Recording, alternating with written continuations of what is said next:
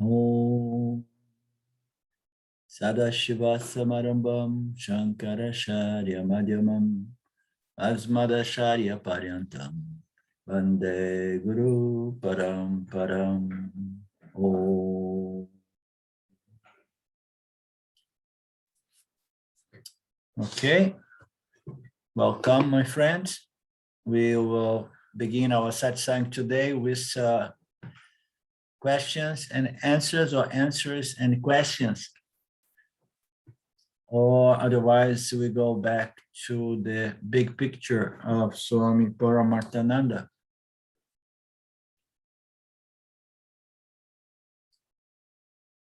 Karen, hi. You came in. You were there before? Yeah, no? One person left then. Who is with the galaxy today? Oh, it's you. I see. Got it. Okay, the five of us. So do we have any questions or anything after our last class of Panchadasi?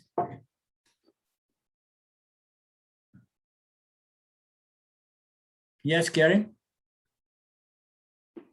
Okay. Let's see. You had,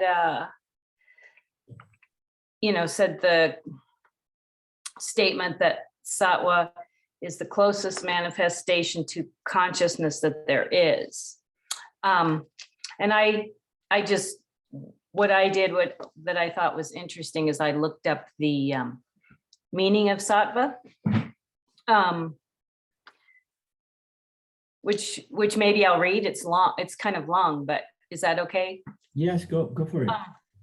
So the meaning of sattva is the guna of preservation and revelation on the level of the macrocosm, the power that provides the intelligence and design of the creation. On the level of the individual, the power of knowledge and revelation. So I thought that was really nice to read that and look at it from that level, because sometimes I forget, the exact meaning. So I always think of sattva as just being very peaceful and connected, I guess, so it was nice to read that definition.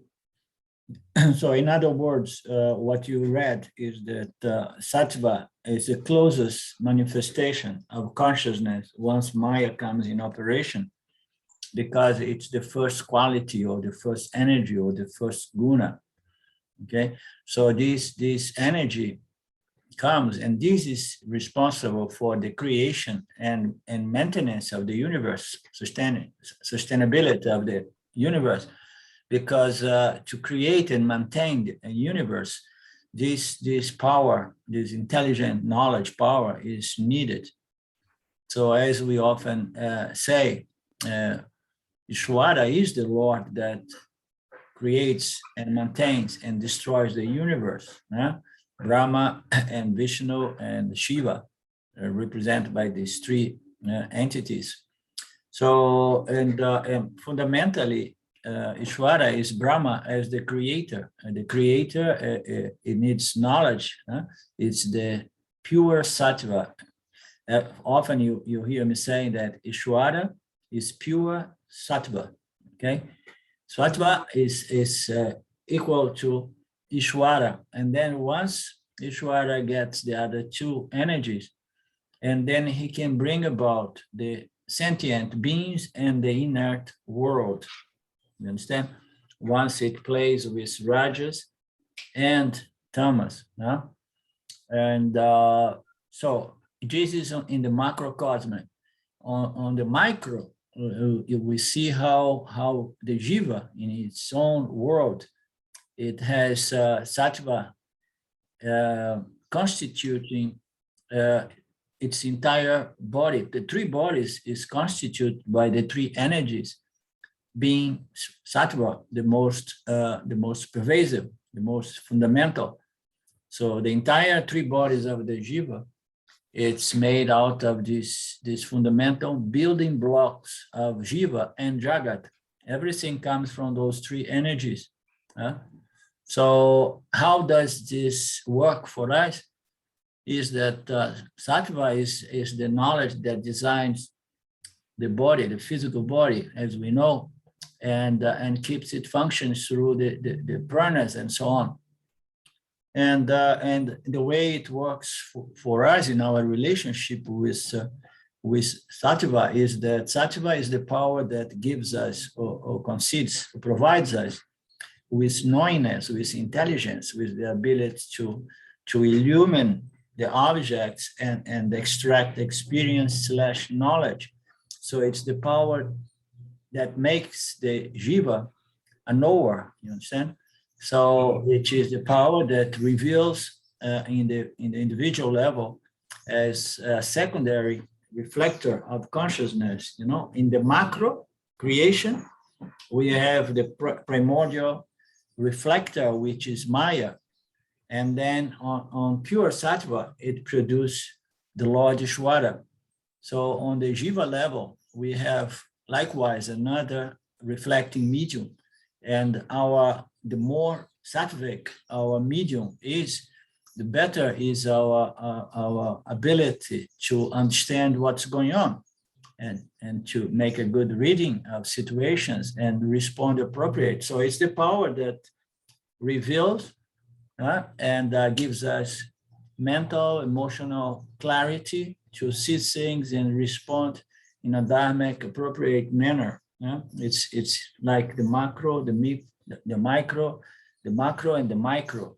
You know, sattva is there as the power that reveals and knows, and gives us this knowing ability, intelligence, the human intelligence to know. Anything else we could say? Is that not what you said, Karen? Or yes. It was just good for me to read deeper into the meaning of sattva, to understand better. Can you read it again then? Yes. The guna of preservation and revelation. On the level of the macrocosm, the power that provides the intelligence and the design of the creation. On the level of the individual, the jiva, the power of knowledge and revelation. Yeah. Okay. Anything else from anybody in regards to this sattva conversation or in regards to anything else?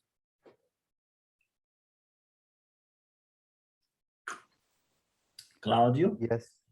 Yes. A little clarification about what we read on Monday to see if I understand. When on page 54 of the Panchadasi, okay. When we the sentence that says also the one that you clarified, that was an interesting sentence.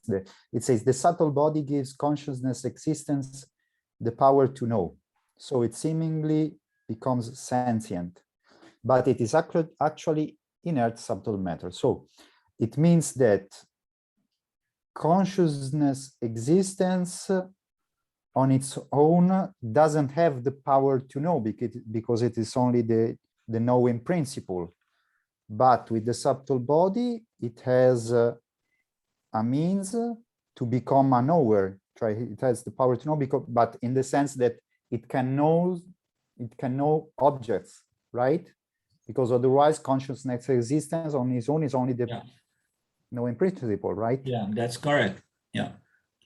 Okay. Consciousness is not an experiencing knowing entity.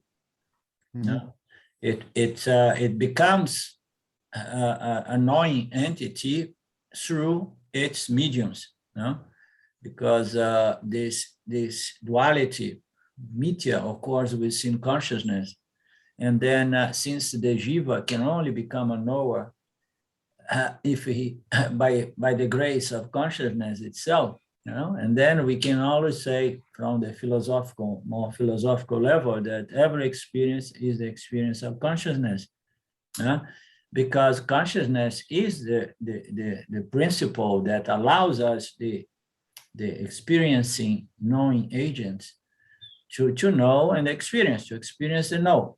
So without consciousness, there is no knowingness. There is no knowing for the Jiva.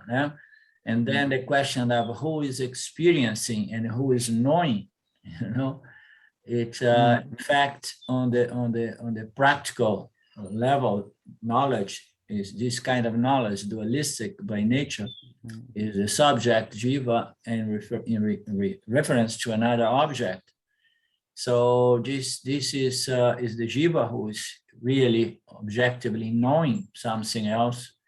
We see this apparent order of reality called mithya. So consciousness fundamentally is not a knowing entity or experiencing entity. It's the consciousness that gives, that borrows. As often we say, we see this language in Panchadas, it borrows this knowledge to the Jiva. The knowledge, the knowingness comes from consciousness itself. And consciousness, in some other passage, consciousness is neither a sentient principle either.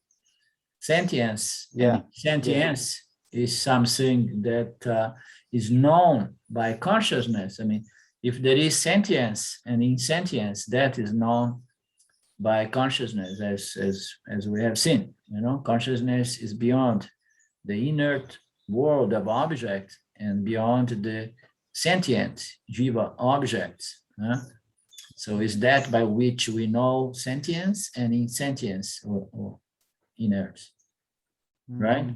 Does it feel bad? Does it feel confusing to understand that your fundamental nature is not an experiencing entity, and then the moment that you realize your fundamental nature as consciousness, as satya, and then you're gonna lose the body of this experiencing agent, and yet you hold the knowledge in regards to your true nature as consciousness. Does it bother you that now you do not have an agent by which you can become a knower experience? Because this is the problem of most people.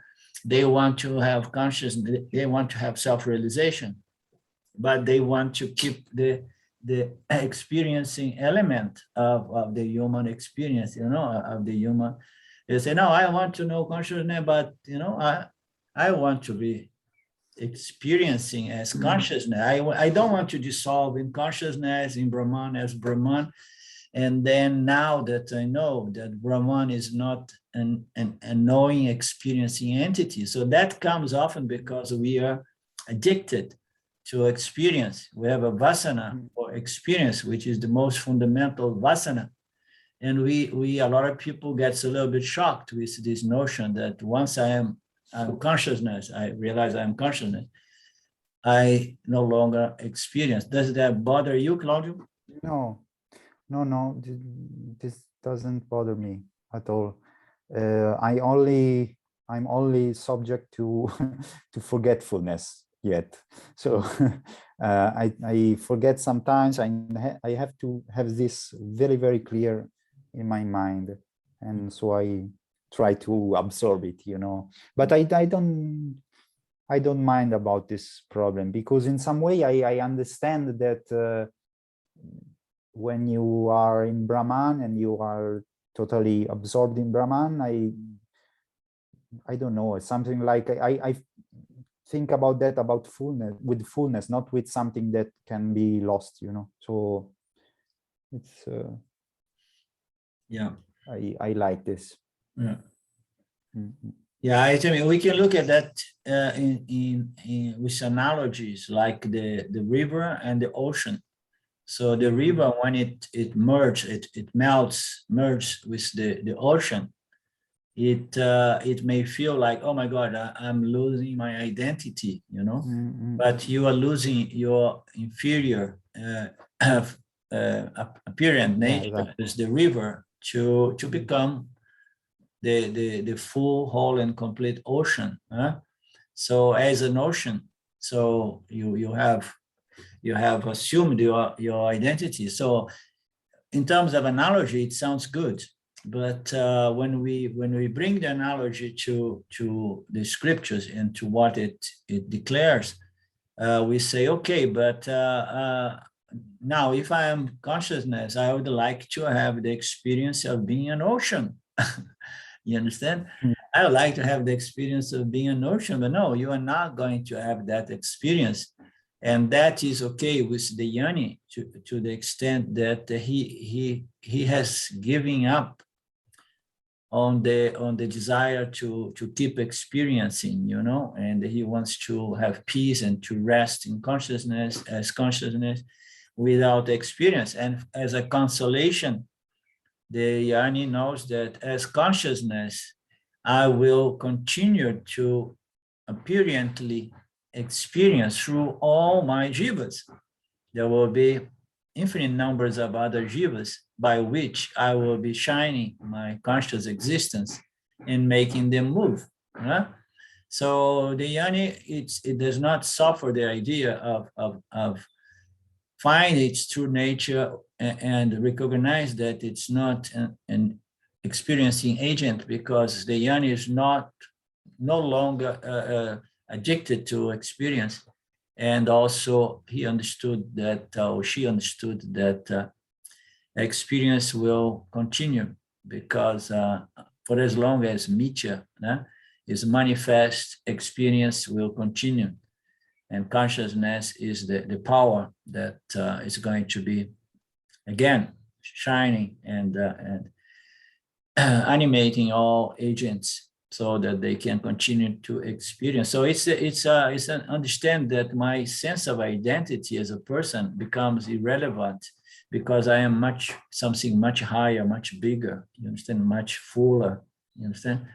So and then one is kind of okay to let go of the individual sense of identity as an ocean, as a wave in the ocean, so to speak, bring back the analogy,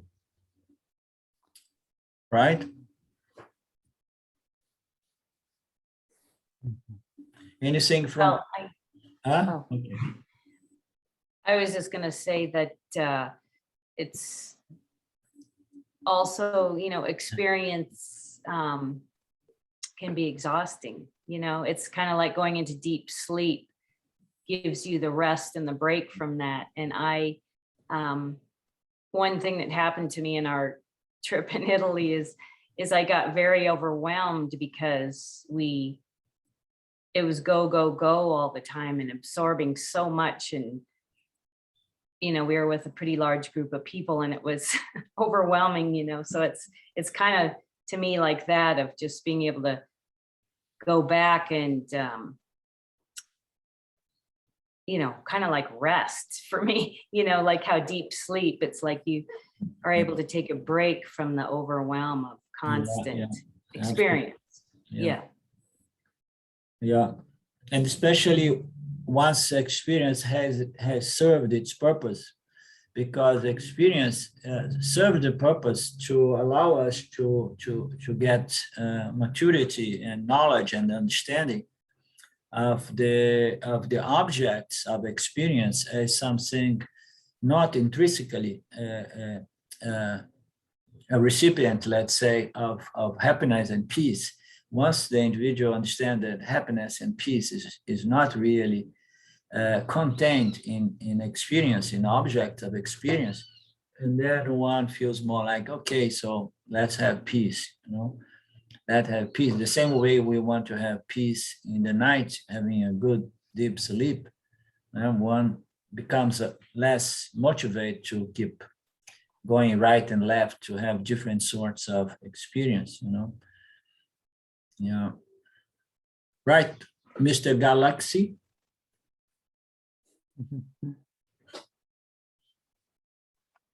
Yeah, I was explaining this very point to a friend of mine some time ago, and he said to me, he said, well, you know what? He's a meditator, by the way. He spent a lot of years meditating. He said, I want to taste the sugar. I don't want to be the sugar. So, like you say, this desire for, you know, for experience, it runs so deep that people can't really grasp that when you know who you truly are, then, you know, that's much better than the experience, because it's a permanent experience, so to speak. That is a very nice metaphor. I forgot about that, but I need to change it, because I don't find that we should be publicizing sugar. You know, sugar is not something else. We should say honey, you know. So on the nectar, you know, I am the nectar. I don't want to taste the nectar, because the nectar is my very nature. So to taste the nectar is something that it's not possible all the time, because everything in duality is subject to on and off, you know. But if you are the nectar, if you are the honey, so your nature is honeyness, sweetness, no.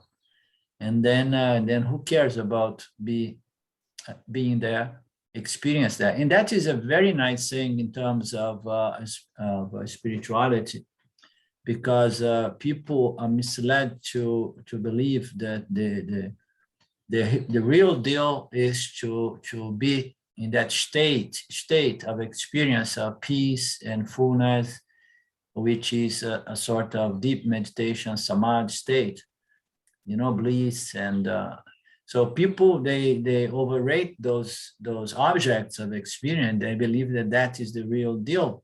It's exactly how this expression, this analogy say, this example says, no, I want to taste God. I don't want to be God. I want, you know.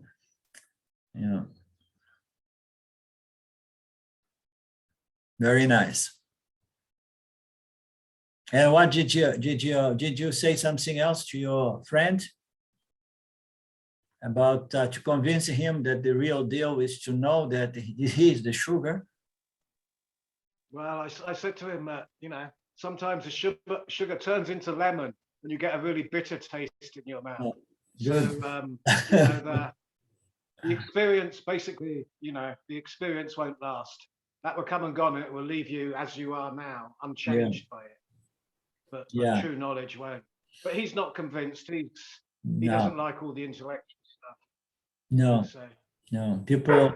People do not believe in knowledge, in self-knowledge. They believe in self-experience. Unfortunately, yeah.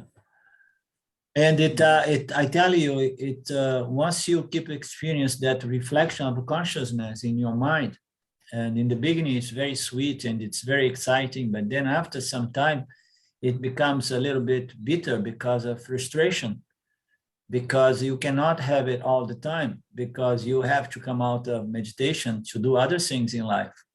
You understand? And then your freedom or your enlightenment is hooked, is linked to that kind of activity. Again, you are doing something to gain your enlightenment, you know. So enlightenment cannot be gained. There is realization of your nature that was already there, but was being neglected. So we can say that word, neglected. And then once you embrace your true nature as limitless consciousness, and if that embracement is something really free of any doubt in regards to this is my true nature, you understand? This is what I am fundamentally. Once you really claim that and embrace that, and then it does something very interesting that most of these meditators do not understand.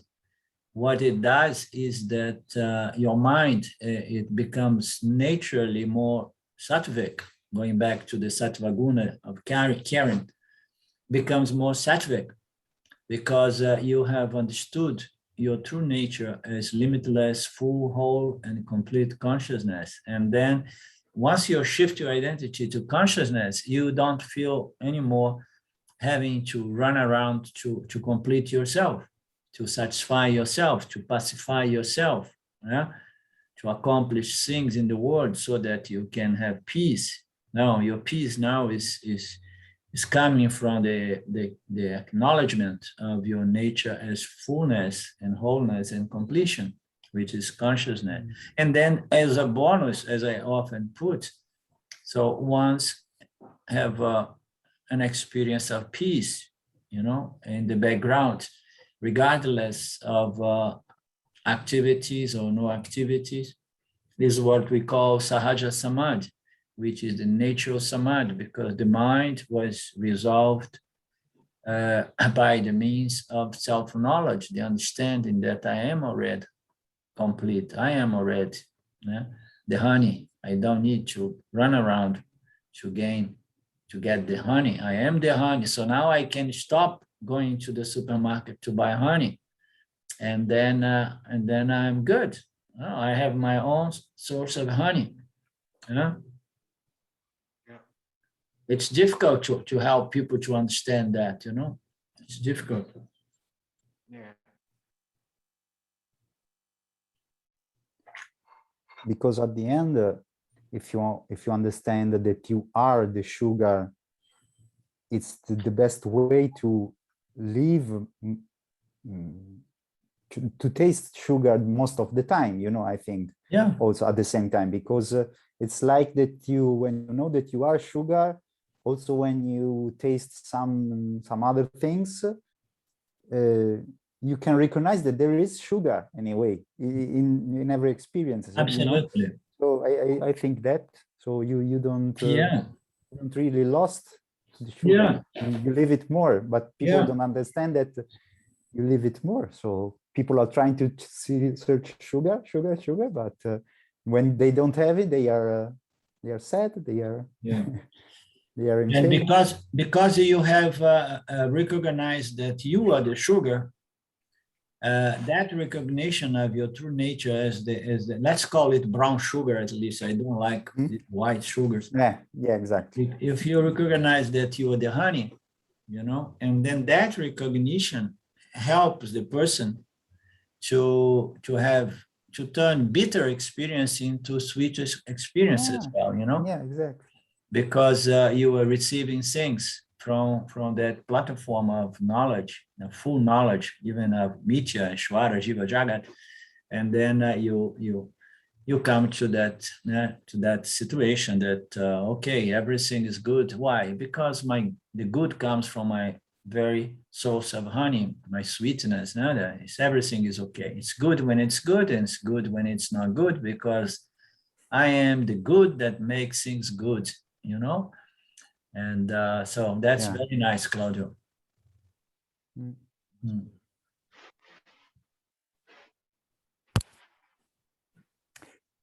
Can I also say something more?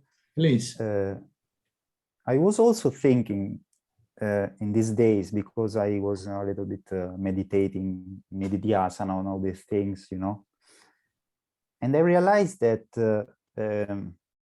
this understanding that you are honey, okay? This understanding happens in the intellect. I recognize that this is something that happens in the intellect. Yeah. And the intellect is also an object known to me, to consciousness. So this is it. I don't know what to say, how to explain, but you know, it's something like you see this, you realize this, and it's okay. Don't know how to say. It's like that, right? When you understand that you are the honey, in other words, I am the fullness of consciousness, and you understand that that understanding occurred in the intellect, and the intellect is an object to you consciousness, you understand? And then what happens with that individual Jiva? That individual Jiva is now identical to Paramatma. So Jivatma equals Paramatma. To the when it realized that due to the intellect, which he can objectify, he understood that he is the ocean of consciousness, always full, whole, and complete. This is a knowledge that can only occur in the intellect. The intellect is an object, but that knowledge, although it happens through the intellect, that is a different knowledge. That's called self-knowledge. That's what makes Jivahatma to become, so to speak, and not become, recognize and claim its identity as Paramatma, which is limitless consciousness. You understand? So again, we have to know that the subtle body is inert matter, as we know, is a reflecting medium. And the Jiva is not the subtle body. The Jiva is this reflection of consciousness, original consciousness and reflected consciousness, okay? And then we know that the subtle body is just an object according to the Jivatma. Jivatma is already a Jiva plus Atma, plus the self. It's a Jiva that is there recognizing its nature as the self, as Atma. Yeah? And then to the point that the Jiva contemplates and understands that I am Atma, and then the Jiva can just detach from the Jiva and says, okay, so far I was doing this job as Jivatma, and now I will say that I am Atma. Therefore, I am equal to Paramatma, because what's common between I, Jivatma, and Paramatma is Atma. Tattvamasi. This Atma is equal to that Atma. You understand?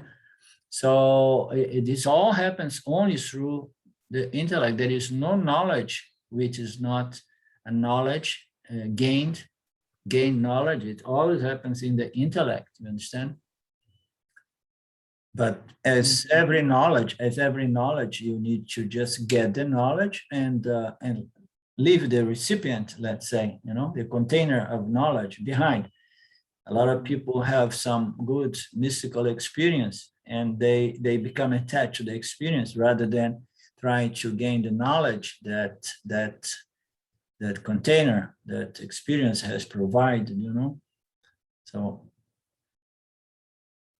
does it make sense, Claudio? I don't know if it helps you to clarify, because your question was not really shaped, but I got this sense where because I realize this and I say, okay, it's like that I see the Jiva, Claudio, that had it studies Vedanta, it search, it try to understand, but at a certain point you can realize something, you start to understand, but you also see that the consciousness was always there all the time. So you are always honey is always there, in the honey example. So and then also you realize, when I realized that, okay, it was only the mind, because you get a little bit confused, because it's hard to at the beginning to separate the intellect from the consciousness, and it gives me this understanding. It gives me some an understanding that it's good to study that, because it's for the intellect. It's an object known to me, but I am always there. So it's like that I understand better the meaning of knowledge. Sorry if I cannot explain. It's also English is difficult to me, but I try to. We need a means to know things. For every knowledge, we need a pramana, a means to know things. Okay, so now we need a means to know that I am limitless consciousness. So this means is often said to be the scripture, the Vedantic scripture, the Upanishadic scripture, and then there is another mean there between the Atma, the Atma of the Jiva. Sometimes I put it in that way. The Atma, the self of the Jiva, needs the scripture and needs also the Jiva, You understand? So the Jiva is better represented by the intellect because it's the finest aspect, cognitive aspect, sattvic aspect of the human experience, the intellect, okay? So the Jiva, the Atma of the Jiva is what can objectify the intellect. The intellect is a mean in the same way, a means, in the same way the scripture is another means of pramana. So we have the pramana and we have a nice refined intellect, and then the scriptures on a refined, subtle, purified intellect, and then that can produce self-knowledge. Okay, so who is getting the knowledge is the Atma of the Jiva, because the Jiva fundamentally is the intellect, you understand? It's just this cognitive instrument that can turn experience or reflections upon experience, contemplations upon experience into knowledge. So this Atma, the self of the Jiva, is what can, through the intellect, you know, with the help of the scriptures and the teacher, can get this self-knowledge. And who is objectifying the intellect? Because you said, consciousness, I know that the intellect is an object, therefore, oh, no, I don't want to deal with objects. I want to deal with Satya and Satya alone. That's the confusion. So who is objectifying the intellect? Okay. Is there? It's yeah. Because consciousness is not experiencing, knowing entity. Exactly. So okay? Consciousness, I can object. Mm-hmm. This is a good point, because a lot of the time we hear say, no, I mean, it is an object to me, consciousness, the intellect. We hear it a lot, right? In shiny world. Mm-hmm. It's an object to me. But who is objectifying the conscious, the intellect and the mind and everything? When it comes to objectify the intellect, and then we can say that the intellect is objectifying itself, which is, I mean, it is a reflection, a contemplation, a nature or activity or dynamic. But ultimately, more technically, to make it more easily understood, is the Atma of the Jiva that is contemplate, the self of the Jiva is contemplate, it's objectifying the intellect. You understand? Mm-hmm. It is the self of the Jiva, not the self deprived of a Jiva, of an agent. Mm-hmm. You understand? So we have the intellect now being objectified by consciousness appearing as the Jivatma, and it is the Atma, the self of the Jiva, that can objectify its own intellect. You understand? So therefore, to me, the intellect is an object and I am consciousness. But this is what is the Jiva Atma. Once it understood that the Jiva is not its fundamental nature, because the Jiva in this case, the best definition of Jiva is the intellect, this intellectual function, okay? But fundamentally, the true nature of the Jivatma is Atma, is the self, and the self is the only one that can objectify in duality the intellect. Yes, but I don't know if I understand, but I can objectify my intellect because I reflect, I study Vedanta, I reflect on it with my intellect. So it's always my intellect that objectify the intellect, or maybe. Well, that's what I'm trying to make a distinction here. Yeah? It's like you can say that the intellect is the instrument by which we can get self-knowledge, because the intellect is going to carry on this discrimination between consciousness and one's experience, and the very intellect that discriminates experience from consciousness. So all this, the intellect is doing, okay? But to resolve that apparent contradiction, that consciousness is not an experience, it's not a knowing agent or experience agent, we have to bring the understanding that consciousness becomes, okay, an agent of experience as the Jivatma. And once the Jivatma claims its identity as Atma, and then it's this aspect, Atma, that gets self-recognition, because self-recognition is recognition of my true nature. It is the self recognize itself, but it's not the self without the Jiva, it's the self associated with the Jiva. Otherwise, somebody would get self-knowledge, and then since it's the self, this self-knowledge would resonate and get everybody self-realized. No, it is the Atma, it is the self of this Jiva, you understand, that gets this knowledge, but it requires this process of contemplation. The very intellect of the Jiva is going to reflect and contemplate on the words of the Upanishads until it understands that Jivatma is Atma. You understand? I am the self.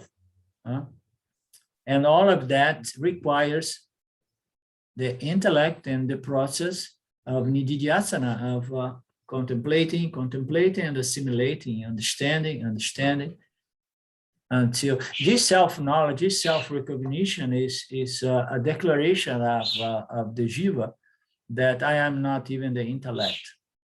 I am not this reflecting medium that produces this human intelligence, okay? I am none of this. I am the Atma of this Jiva.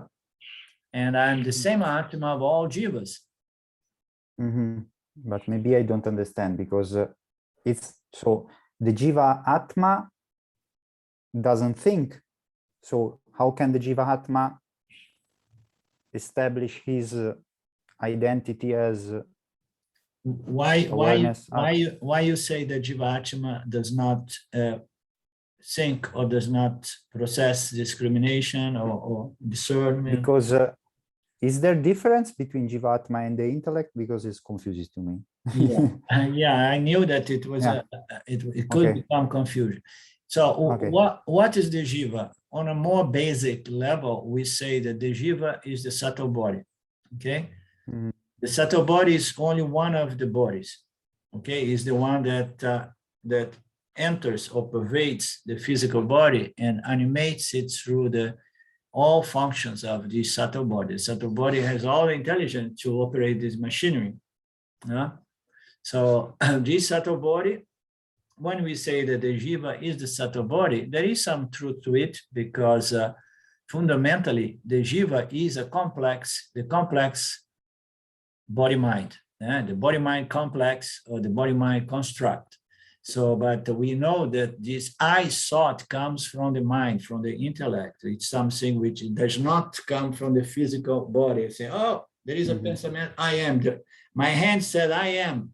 Now, the I am comes from something else, which is not from the matter of the body, the food body. So we know that the Jiva is better represented as the subtle body. But then when we look into the subtle body more carefully, we understand that the subtle body is made up of energy and matter, subtle matter, which is fundamentally inert. Now, the Jiva is the I thought, I am, I exist, and I know that I exist, So this thought, I am, I exist, it cannot come from an inert principle, inert matter, you understand? Yeah. This thought does not come from inert matter. And then by inference, we know that this human consciousness, this human intelligence, this human consciousness cannot come from matter. You understand? Because matter is inert. Inert matter does not contain sentience or consciousness to pass it to this I thought. So this human consciousness comes from consciousness. And then we infer, no, the Jiva here is not the subtle body. The subtle body is the reflecting medium, okay? It shines every time consciousness comes through the awakened state or the dream state. It shines and produces duality and the world of experience. So now, what's the Jiva? The Jiva now we say it's no longer the subtle body. The Jiva is the reflection of consciousness on the subtle body. And the subtle body needs to be connected with the physical body as well, you understand? And then we have the Jiva phenomenon, which is reflected consciousness. Now we are close to the truth. So Jiva is reflected consciousness. And this reflected consciousness is the I am, I exist. Okay, but everybody is going to have a different kind of I sought experience. Some people are going to say, oh, I am great. Sometimes some people are going to say, oh, I am very small and stupid and inadequate, you know. So there will be a lot of attributes associated with this I sought. And then how are we going to make this I sought to feel better about itself? So we need to develop maturity, and it all begins with purifying or refining what? The subtle body. The subtle body, yeah. The subtle body. I am not the subtle body, but I depend on this reflecting medium. You understand? I depend on this reflecting medium, the same way Ishwara, the Lord, depends on the reflecting medium of Maya, the original Prakriti. Okay, so I depend on this subtle body, but I'm not the subtle body. The subtle body is inert matter, and I am a conscious being, and I don't get my consciousness from inert matter, but inert matter is a mirror-like, and the qualities of this reflection is directly connected with the quality of the reflecting medium. And then, okay, I want to work on the emotional level of my subtle body. I need to filter some negative thoughts that brings about negative patterns. So I need to get more knowledge to develop better my intellect. Understand? And I need to look out after my memory, because in order to transact in the world, I need a good memory system. So, and then we start taking care of the subtle body, but we are not the subtle body. We are consciousness reflected on that subtle body. Now, what is the Jiva? Is reflected consciousness. And then we say, okay, and then this Jiva is RC, reflected consciousness, okay? So, but what represents this Jiva the most? What represents the Jiva the most? We say the intellect. It is the intellect. Is from where this sense of I am, I exist comes from. You know? And then we could say, okay, and then the Jiva is the intellect. And then when we look into the intellect and we say the Jiva's intellect, you still will see that although the intellect is an instrument to gain knowledge, it's still limited, you understand? A limit by what it can know, because there is not enough sattva so that it becomes all-knowing. And then we have to understand that the intellect is one aspect of the Jiva, because we get knowledge through the intellect, but we don't get the Atmas from the intellect. Yeah. You understand? Yeah. So we say Jivahatma. Jivahatma is Jiva plus Atma. Atma is consciousness that we get from limitless conscious, Satchitananda conscious, and then knowledge we get from the intellect. We have to look after this intellect. And then once we get self-knowledge, and then we can say what? Oh, the Jiva is not really the intellect, meaning to say it's not this I sought. The Jiva is the Aham Brahmasmi sought. The Jiva is Atma, is the self, is consciousness. I am consciousness. And by the nature of existence and limitlessness. You understand?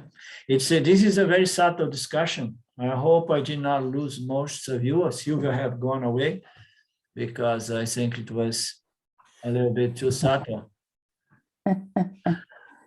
No, for me, it's very interesting, very clarifying. Yeah, it is something to contemplate upon, because when you have these very good questions and inquiries on who is doing this inquiry, who is processing, this discrimination, and it goes back again and again. So what is this me? What is this I? What is this self? And then what is this intellect? Why do I need this intellect for? You know, this intellect is just an object, and I am Satya. I am the absolute subject. So why I need to care for something which is an object? You understand? If I am the subject. So these are all good questions. And then we have to understand that the Jivatma, like everything in the universe, is the self. But in order to understand that, the trees and the birds and the chickens, they will never understand that. Only the human jivas will understand that. In order to understand that, we need to develop this pramana, this means of knowledge called the intellect. And the best way to develop and refine this intellect is by associating with the scripture and associating with sattva and spiritual sattvic people. And then with the help of the scriptures, we're going to become more and more refined, more and more subtle, more and more purified, and keeping doing this inquiry into the nature of this intellect until the intellect understands that me too, I am object to my Atma, because I am Jivahatma. So I, Atma, I can objectify this Jiva, meaning to say the intellect who is doing all this work for me. You understand? The intellect is doing all this work. I want to become more and more sattvic and contemplative, and I am the Atma of this Jiva until this Jiva can claim, I am limitless consciousness.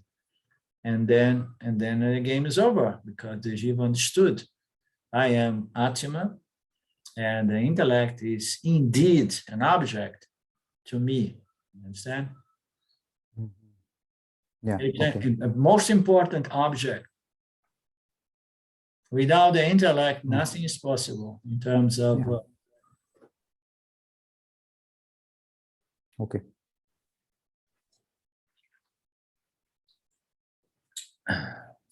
Now it's more clear what a Jivatma is. Okay, good. That's why the scripture can say, Upanishads can say that Tattvamasi, I, the Jivatma, am Paramatma, because you just reject the Jiva and you keep the Atma of the Jiva, and then you're equal to Atma, to the self.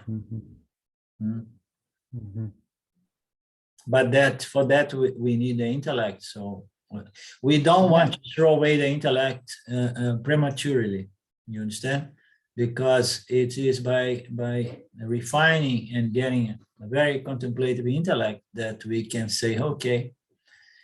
Sometimes I put it in those terms. We need to really take care of this intellect, because it's through this intellect that I'm going to discriminate I, Atma, the self, from every experience, and even from the medium by which I gain experience with the intellect or the body-mind complex. I need to gradually reject and separate myself from all of that. Okay, and who is doing that? Is the Jiva, which is the intellect. And then the intellect is going to come to a point that he's going to understand, me too, I'm not that. I am not that. And then comes a moment that the very intellect is say, oh no, I am that. And then when the intellect says I am that, is because he claimed its identity as the Atma, not as the Jiva, not as the intellect. You understand, Karen? Cool stuff, huh? Yeah. Yeah.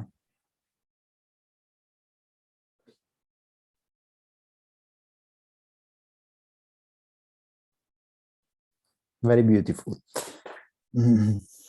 It's easy, but it's difficult all at the same time. It's subtle. It's simple, But it's, I mean, Vedanta is very subtle. We go into the the subtlety of the invisible, you know. Yeah. Nobody has ever seen a subtle body. Nobody has ever seen an intellect, you know.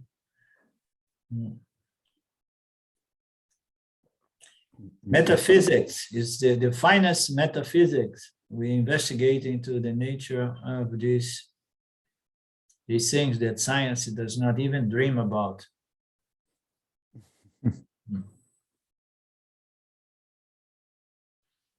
Okay, Elizabeth? Yes, I see it as consciousness is always there.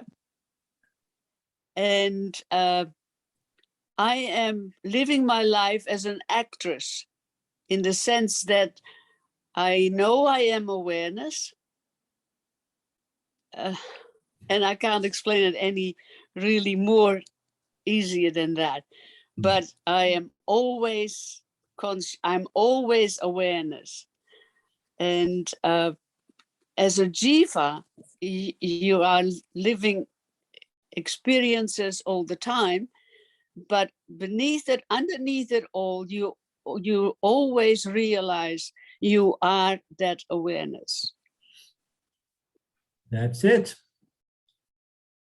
That's well said. We are all agents or actors, as Elizabeth said. Yeah, we are playing on the stage of Nitya. Yeah? Yes. Playing our roles, our karmas, and our vasanas, and getting wise in the process. Yeah? And then we identify less and less with our roles. And then life becomes easier until you say, okay, now I have been acting out for so many lifetimes. I want to retire. You know? Yeah. Yes. And then my memory is not that good. So when I am trying to explain it, in the meantime, the memory is coming, but I do realize who I am. Yeah. Which I think is the most important part. And then I'm contemplating a lot. I'm spending a lot of time with Vedanta, reading, meditating, and living my life, because I'm on my own and I have the opportunity to do that. And of my age, of course, I'm not involved, have to go to work or anything. So that's my life. It sounds like a good life, worth living. This is a good life. Good Thank karma. you. Thank you, Ishwara, every day for another day of living. Yeah. Thank you. Okay. So no big picture today. We try it again next week. It was a very nice Vedantic chat. And we meet again soon, Ishwara willing. Om Purnamada Purnamidam Purna Mudachyate Purna Purnamadaya Purnameva Vashishyate. Om Shanti Shanti Shanti. Thank you, Lord. Thank you, my friends. Arrivederci. See you next time. Thank you. Ciao. Thank you. Thank you. Thanks. Great discussion. Bye now. Thank you, Mark. Bye, Elizabeth. Bye, Lindo. All the best. Thank you. Thank you, dear. Thank you.